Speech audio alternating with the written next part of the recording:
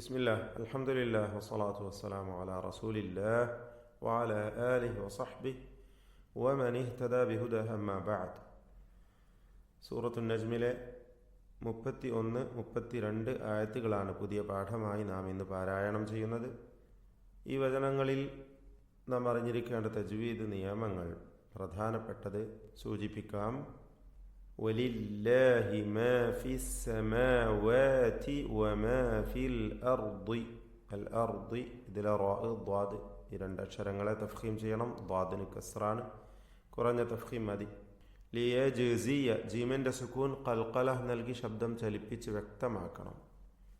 അല്ലദീന അസാഉ മദ് മുത്തസിൽ വാജിബ് എന്ന ദീർഘം നൽകി 4-5 ഹറക്കത്തിൻ്റെ അളവിൽ അലിഫിനെ ദീർഘിപ്പിച്ച് പാരായണം ചെയ്യണം, നിർബന്ധമാണ്.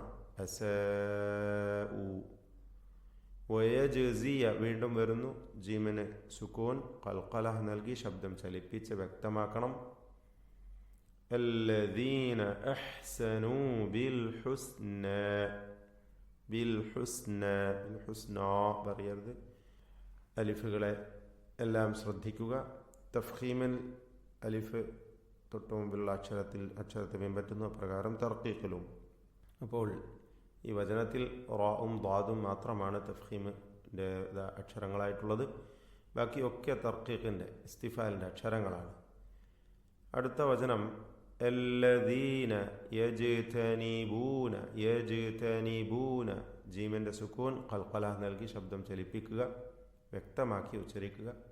കബായിറ ഇതിൽ വരുന്ന ദീർഘം മദ് മുത്തസിൽ വാജിബ് എന്ന ദീർഘമാണ്. 4-5 ഹറക്കത്തിൻ്റെ അളവിൽ അലിഫിനെ ദീർഘിപ്പിക്കൽ നിർബന്ധമാണ്.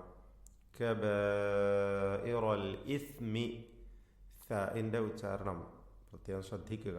അൽ ഇസ്ം വൽ ഫവാഹിഷ വാവ് രണ്ടും ശഫവിയ അക്ഷരങ്ങളാണ്.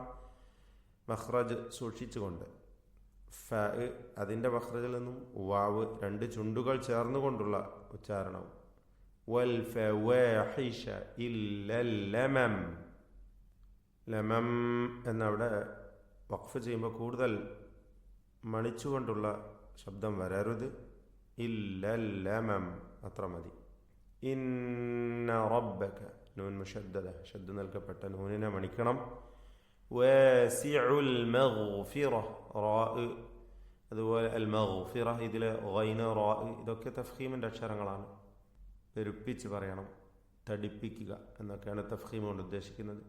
ഹുവ അഅലമു ബിക്കും സാക്കിന മീം ഇൽഹാർ ഷഫവി നൽകുക. ബിക്കും എന്നതിൽ ഇദ് അൻശഅകും സാക്കിന നൂനിനെ ഇഖ്ഫാ ഹഖീഖി നൽകി അവ്യക്തമാക്കി മണിക്കുക.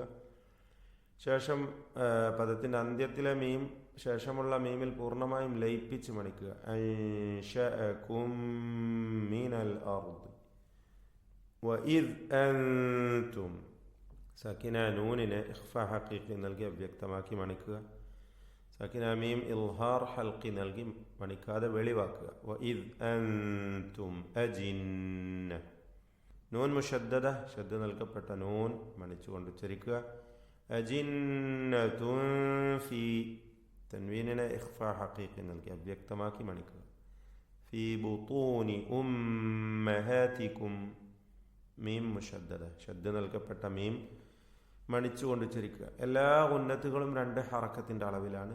മണിക്കലൊക്കെയും 2 ഹറക്കത്തിൻ്റെ അളവിൽ മാത്രം മതി. ഫലാ തുസക്കൂ ഈ പദത്തിലെ വാവിൻ്റെ ദീർഘം മദ് മുൻഫസിൽ ജായിസ് എന്ന ദീർഘമാണ്. 4-5 ഹറക്കത്തിൻ്റെ അളവിൽ ദീർഘം നൽകൽ അനുവദനീയമാണ്. മുൻഫസിൽ എന്നാൽ വേർപിരിഞ്ഞത് എന്നർത്ഥം. വാവും അംഫുസക്കും എന്ന പദത്തിൽ അടുത്ത പദത്തിൻ്റെ തുടക്കത്തിലെ ഹംസയും ഇങ്ങനെ രണ്ടും വേർപിരിഞ്ഞ് വന്നതാണ് ഇതിന് കാരണം. ഹർഫുൽ മദ് ദീർഘാക്ഷരം ശേഷം ഹംസ ഇവ രണ്ടും വേർപിരിഞ്ഞ് വരിക, അവിടെയാണ് മുൻഫസിലായ ദീർഘമുണ്ടാവുക. അൻഫുസക്കും ഈ പദത്തിലെ സാക്കിന നൂൻ ഇഖ്ഫാ ഹഖീഖി നൽകി അവ്യക്തമാക്കി മണിക്കണം. ഹുവ അഅലമു ബിമനിത്തഖാ ഖാഫും അതിൻ്റെ അലിഫും തഫ്ഖീം ചെയ്തുച്ചരിക്കണം. അലിഫിന് അധികം ദീർഘം കൊടുക്കരുത്. 2 ഹറക്കത്തിൻ്റെ അളവിൽ മതിയാക്കുക വഖഫ് ചെയ്യുമ്പോൾ. ചേർത്തോതുകയാണെങ്കിലാണ് മുൻഫസിൽ വരുന്നത്. ബിമനിത്തഖാ അഫറഅയ്ത, ആ ഉദ്ദേശത്തിൽ, ആ സൂചനയായിക്കൊണ്ടാണ് അവിടെ ദീർഘത്തിൻ്റെ ചിഹ്നം കൊടുത്തിട്ടുള്ളത്. എന്നാൽ വഖഫ് ചെയ്യുമ്പോൾ 2 ഹറക്കത്തിൻ്റെ അളവിൽ മാത്രം വഖഫ് ദീർഘം നൽകിക്കൊണ്ട് വഖഫ് ചെയ്യേണ്ടതാണ്. ബിമനിത്തഖാ. ബാറകല്ലാഹു ഫീക്കും. അഊദു ബില്ലാഹി മിനശ് ശൈത്വാനിർ റജീം.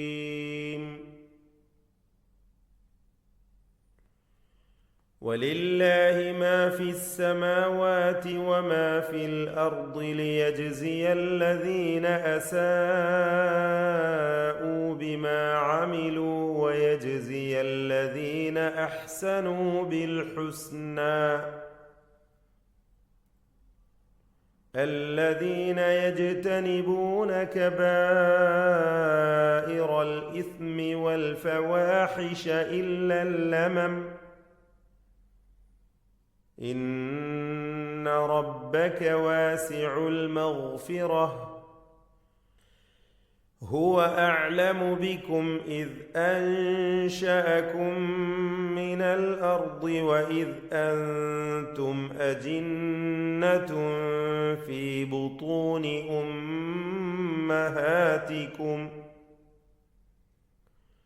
فلا تزكوا أنفسكم هو أعلم بمن اتقى